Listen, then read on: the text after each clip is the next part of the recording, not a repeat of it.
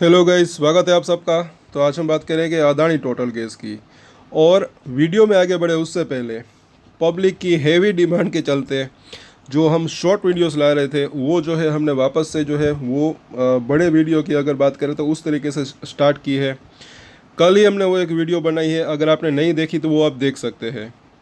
एक के अंदर जो है एक ब्रेकआउट आ सकता है और दूसरे के अंदर जो है रिवर्सल, एक बाउंस बैक आ सकता है, तो वो आप ज़रूर देखें। ऐसी वीडियोस को आप जो है देखें ज़रूर, साथ साथ अपने दोस्तों के साथ शेयर भी ज़रूर करें। ट्रेड ले या न ले वो आपकी मर्ज़ी की बात है, लेकिन आप ऐसे स्टॉक्स के अंदर उसको वीडियोस को देख सकते हैं, उसके अंदर आपको कुछ नया सीखने को मिल सकता है और ऐसे स्टॉक्स को आप जो है अपनी वॉच लिस्ट में भी रख सकते हैं।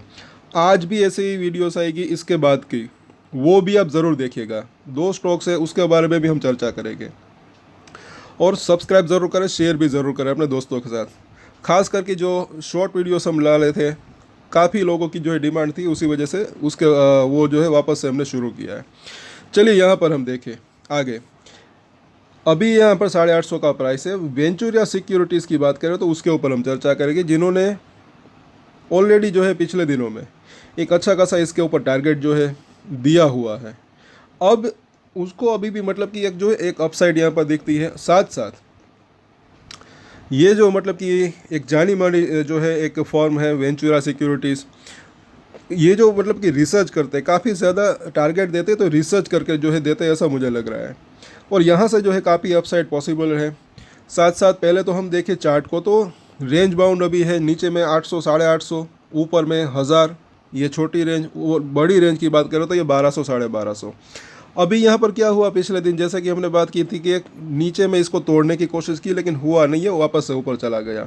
इसकी बात हम बाद में करेंगे। चार्ट की फैला हम यहाँ पर देख लेते हैं, वेंचुरा सिक्योरिटीज़। और यहाँ पर आप देख सकते हैं ये तारीख कौन सी है, तो 31 जनवरी 2024 की बात है, तब की अगर बात करें। लेकिन ये टारगेट ज़रा देखें इसका।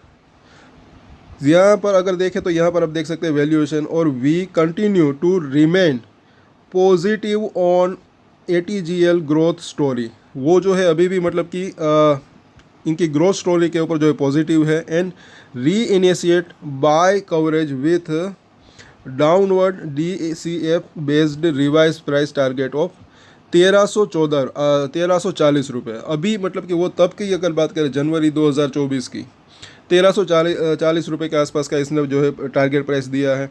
पहले ये टारगेट कितना था, 3475। तो उसमें भी कोई मतलब कि ऐसा मत समझिए कि ये जो है टारगेट अब घटा दिया। घटा क्यों दिया, अभी भी ये बाई रेटिंग इन्हें तब भी जो है दी थी। तो ये टारगेट जो है हिडनबर्ग की रिपोर्ट से पहले का होगा और तब की बात कुछ अलग होगी। जैसे कि हमने बात की थी, कई बार मैंने कहा है कि वो जो है पूरा का पूरा टाइम ही अलग था। लेकिन अच्छी चीज़ रही कि ये इन्होंने अच्छी खासी फाइट बैक दी। हिडनबर्ग की अगर बात करें, अब उसका असर थोड़ा सा कम भी हो रहा है। धीरे धीरे करके आगे और तेज़ी की संभावना इसके अंदर रह सकती है। तो यहाँ पर भी अगर देखें तो ये टारगेट भी कम नहीं। अभी की प्राइस की अगर बात करें, 850 के आसपास का प्राइस है और ये 1340 की अगर बात करें, कम यहाँ पर 50% से भी ज़्यादा का अपसाइड पोटेंशियल अभी भी इनको मतलब कि तब जो दिख रहा है। सो और साथ साथ अगर देखें तो काफ़ी ज़्यादा इन्होंने जो है रिसर्च भी इसके अंदर की होगी। यहाँ पर जैसे कि देखें, ये अगर आप पढ़ते हैं, साथ साथ अभी इसके जो रिज़ल्ट आए थे, इसको आप ज़रा एक बार फिर से मैं दोहराता हूँ कि ये इसके रिज़ल्ट थे।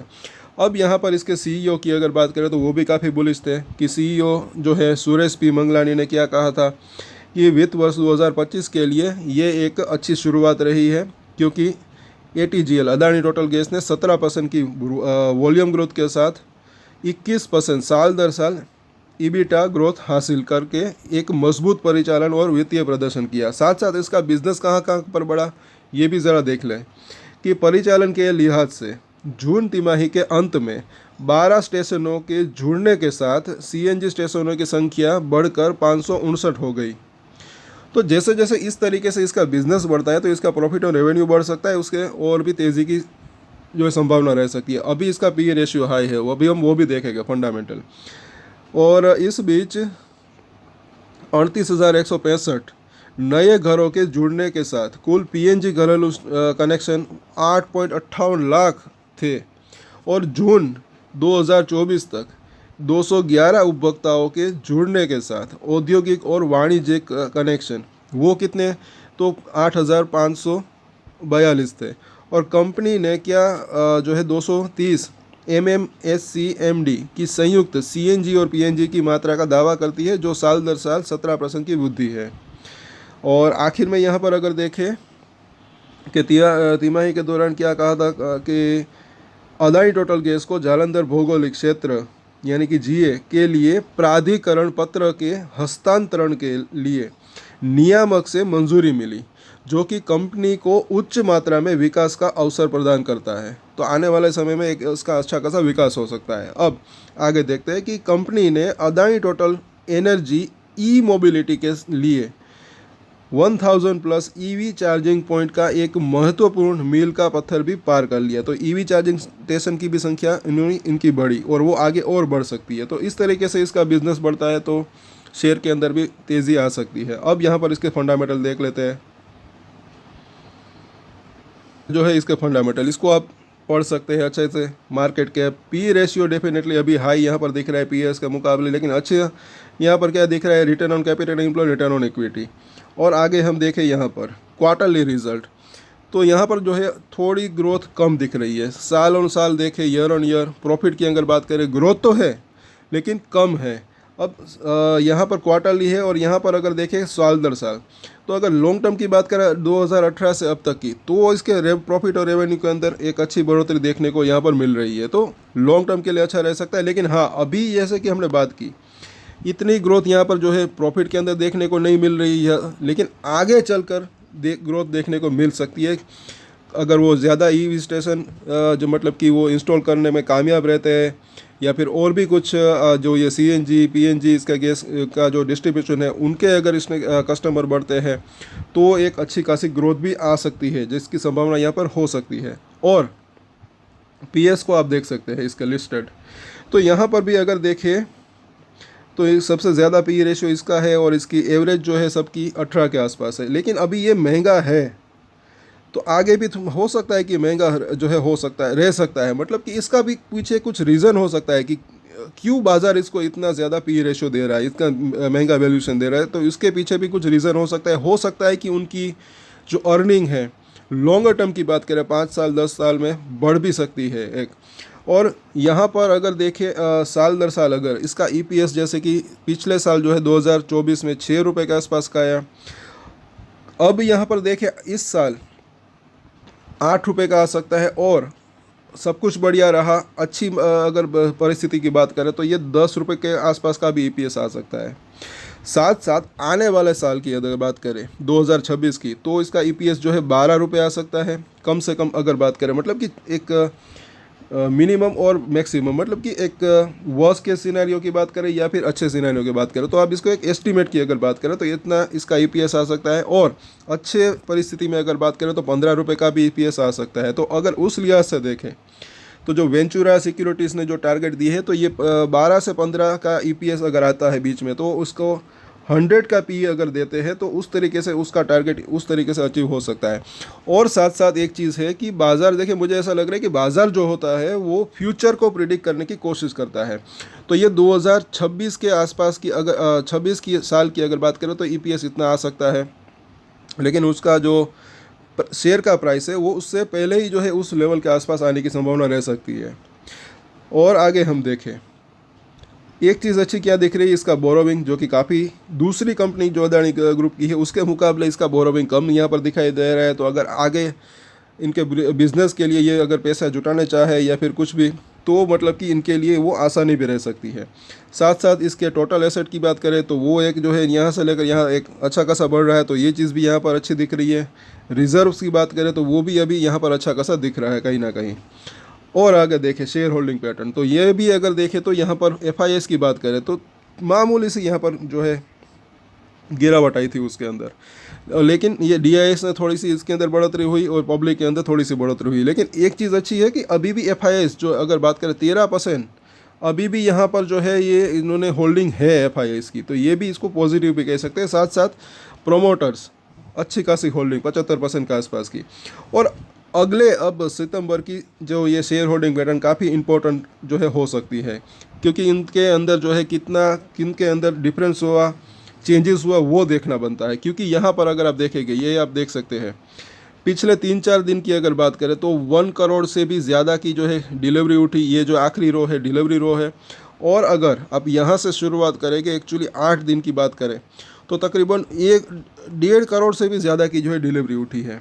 तो किन्होंने बेचा, किन्होंने ख़रीदा, वो देखना बनता है। और ये सितंबर महीना अब जो है जल्दी मतलब कि आ जाएगा, मतलब वो जो पूरा हो जाएगा। और ये जो शेयर होल्डिंग पैटर्न होती है वो जो है जल्दी आ सकती है अक्टूबर में, क्योंकि क्वार्टरली रिजल्ट जो है वो तो बाद में आता है, लेकिन शेयर होल्डिंग पैटर्न जो है वो इससे पहले ही आ सकती है।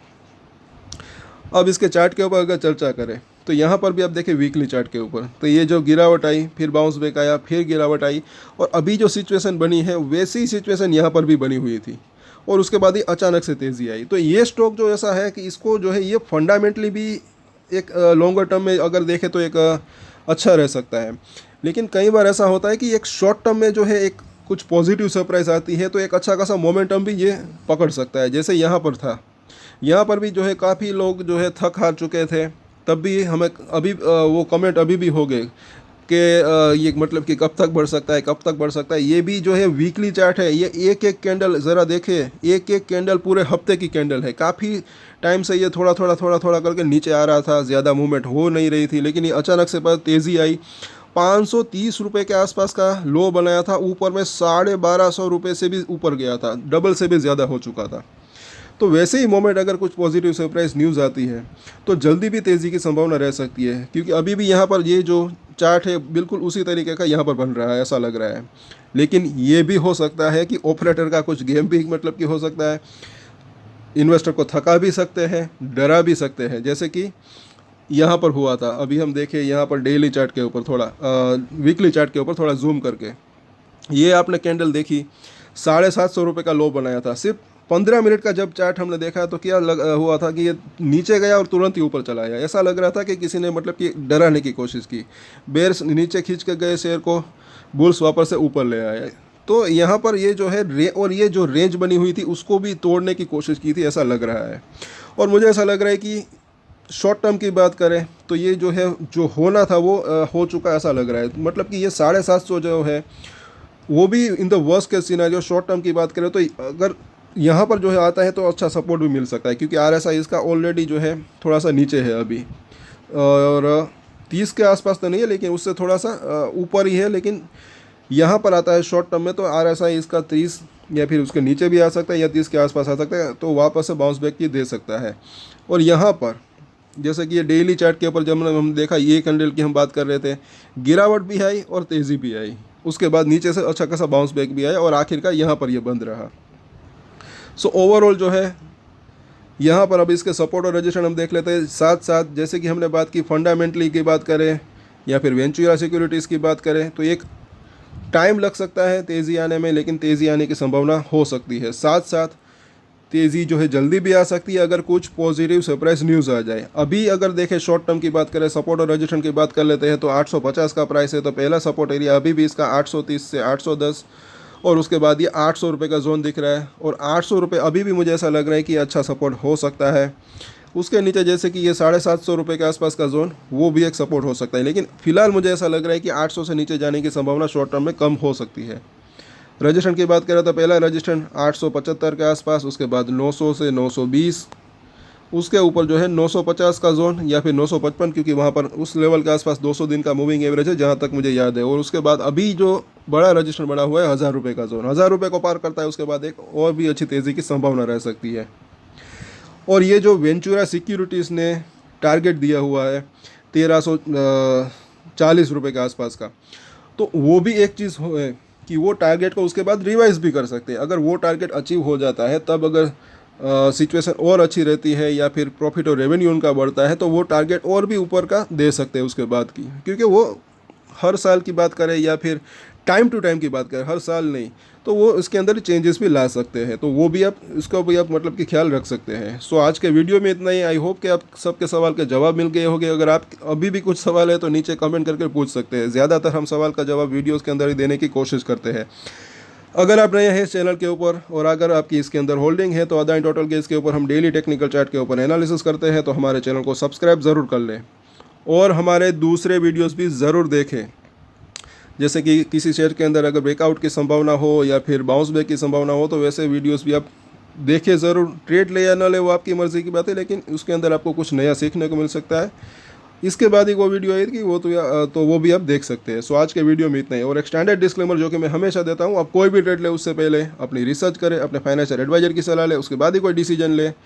और डिसीजन ले तो उसकी जिम्मेदारी मैच्योरिटी के साथ खुद ही ले। ये वीडियो मैंने एजुकेशन पर्पज़ के लिए बनाई है, मेरी तरफ से कोई भी बाय या सेल की रिकमेंडेशन नहीं है। Thank you.